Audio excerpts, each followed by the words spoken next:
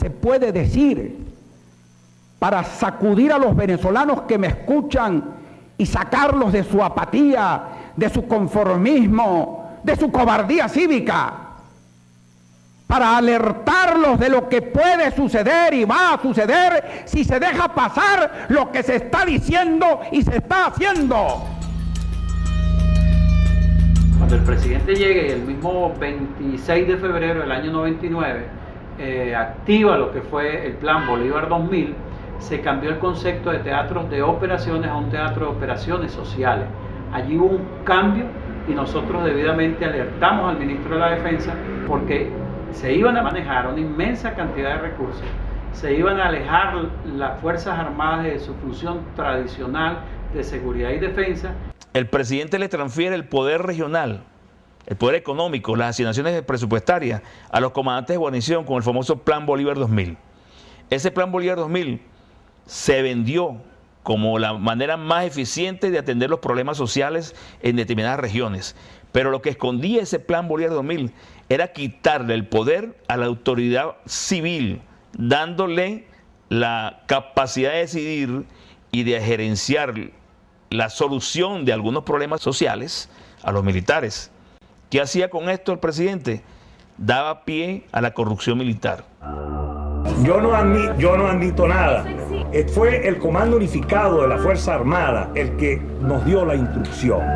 Y eso sucedió, señores, en todas las guarniciones, entiéndase bien. Yo solamente soy un funcionario que cumplí unas instrucciones de lo que tenía que hacer y lo hice. No hay nada que averiguar, el caso está cerrado, señores. El Plan Bolívar 2000 constituyó un primer avance hacia la militarización de la sociedad venezolana. El 11 de abril de 2002, una multitudinaria marcha pacífica toma las calles de Caracas. Entonces, mira, te ordeno la aplicación del plan Ávila.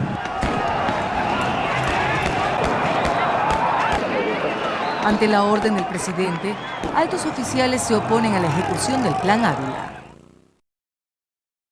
¡Maldito el soldado que disparó contra el pueblo! Se le solicitó al señor presidente de la República la renuncia de su cargo, la cual aceptó. ¡Vete, llave, por favor de Dios! ¡Deja el país en paz, hermano! ¡Deja el país en paz, hermano! La compleja crisis de abril de 2002, generada por los legítimos reclamos del pueblo en la calle, culmina en negociaciones principalmente entre militares que luego de la anunciada renuncia del presidente, lo traen de nuevo al poder 48 horas más tarde.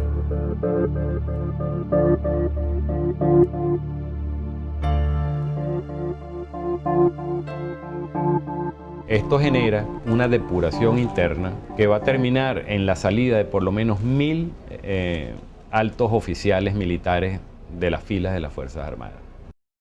Consecuente con esta depuración, 2 años más tarde, en 2005, se profundiza la militarización a través de la nueva Ley Orgánica de la Fuerza Armada, la cual le otorga un relevante papel a la Reserva y crea también la Guardia Territorial.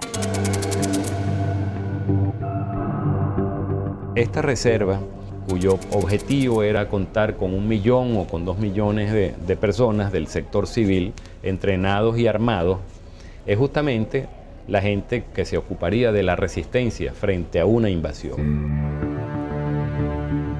La incorporación de más de 2 millones de venezolanos de la sociedad civil a la Fuerza Armada Nacional a través de la creación de la Reserva Nacional y de la Guardia Territorial es un paso importantísimo en esa lógica de militarizar la sociedad venezolana, que se asemeja muchísimo a lo que hicieron los cubanos y lo que han hecho en todos los regímenes totalitarios.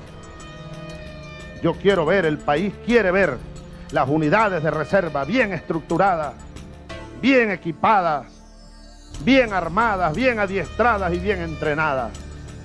Con la modificación que se hace en Venezuela, la reserva pasa a ser un componente separado y a ella se une la Guardia Territorial.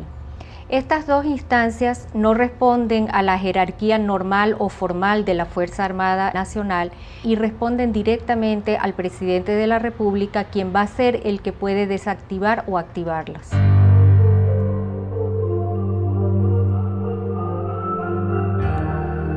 En el 2005, circuló un documento generado por un grupo de militares retirados y reincorporados por el presidente Chávez, en el cual aparece la peligrosa definición de los enemigos internos calificados de quinta columna.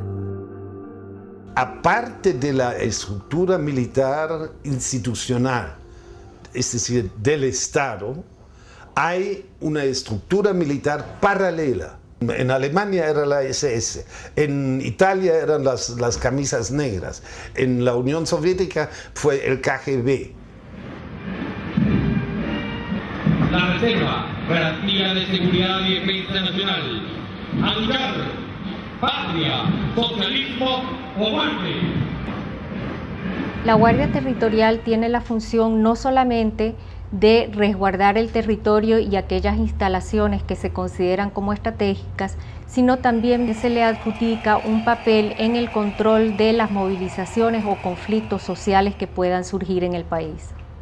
Ante la presencia de esta concepción, podría llegarse a pensar que todos aquellos grupos o personas que se oponen al actual gobierno puedan ser consideradas como enemigos internos y por lo tanto reprimidas. A los militares se les enseña que el enemigo hay que destruirlo. Si tenemos que ponerlos a tragar gas lacrimógenos, tragarán.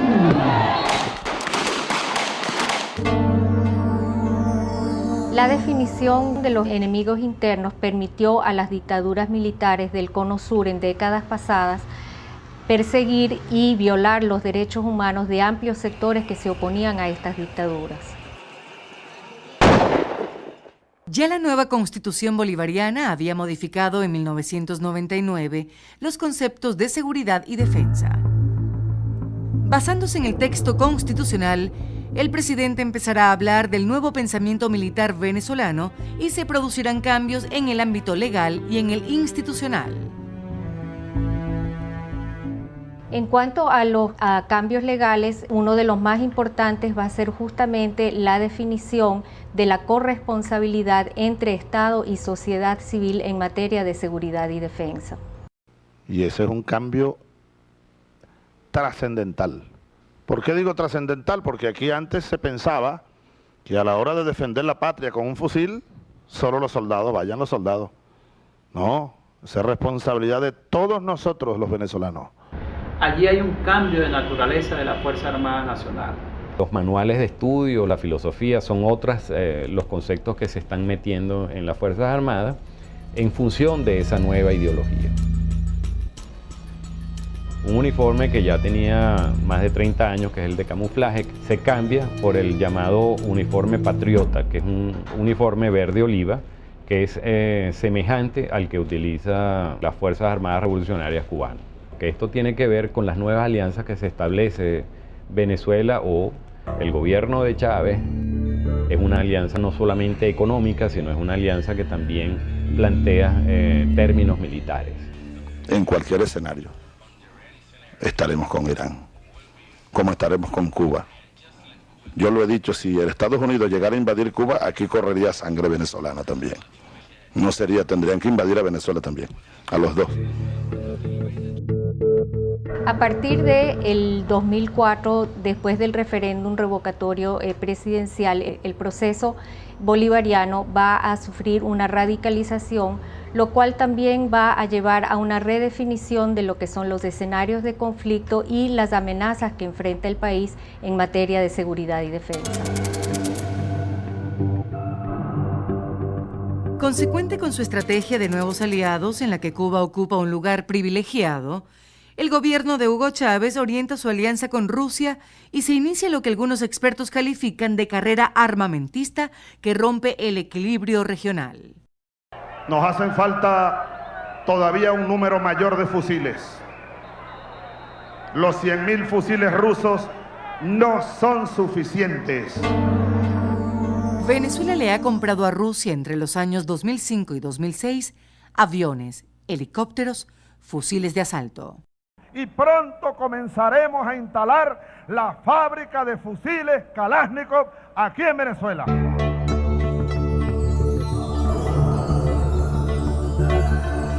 Después de las elecciones de 2006, se acentúa la militarización del país, convirtiendo a la Fuerza Armada Nacional en el soporte político del régimen e intentando manejar a la sociedad como si fuera una tropa. Yo le digo, la Fuerza Armada tiene que ser roja, rojita. Regímenes militaristas son regímenes en los cuales los militares se terminan. Ellos tienen la idea de que la organización militar es la organización más eficiente para la sociedad también. Todos los organismos, todas las instituciones del Estado tienen que ser rojos, rojitos, puesto que al fin y al cabo esa es la revolución venezolana. Que las Fuerzas Armadas Nacional son rojas, rojitas, pues claro que sí.